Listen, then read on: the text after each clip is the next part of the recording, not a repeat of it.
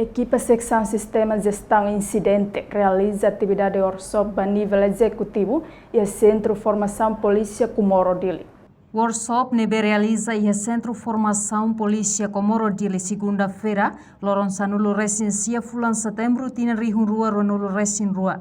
Oficializa o Comandante-Geral Pentel, Comissário Faustino da Costa. Workshop ne atu desenvolve no dia Pentel ne serviço, lili o número incidente nebe sempre diferente ao Hospital Nacional Guido Valadares. Comandante-Geral Pentel, Comissário Faustino da Costa hateteng. Se iha ona sistema instalado, Comandante Sira tem que utiliza a eficiência e eficácia. Iha workshop ne, Comandante Sira mos atualiza Sira ni implementação do serviço.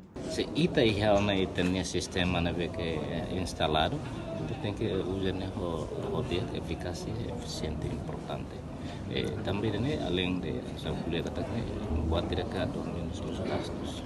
Quando se passar até de angkata glória relatório ne tem que mahar bot, mas se deu hindoro ne, quando se todo fating usa que utiliza sistema ne hodia, la precisão ne relatório ne calor através de email, bele envia e depois qualquer coisa, botou tudo bele antar ne makohin italo, mas o pouco ligo sistema incidente ne gestão incidente.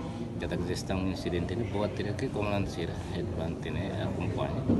Também se acontecimento sira mas comandante sira desenha ne plano. Solução. Por exemplo, ele larang kali kita buat sira tenela.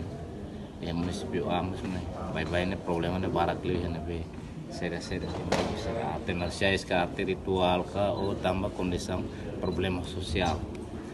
Então lembra que sistema ne exige para comandante sira o hinta por seminar ne para sira pela atualiza sernia implementação vai.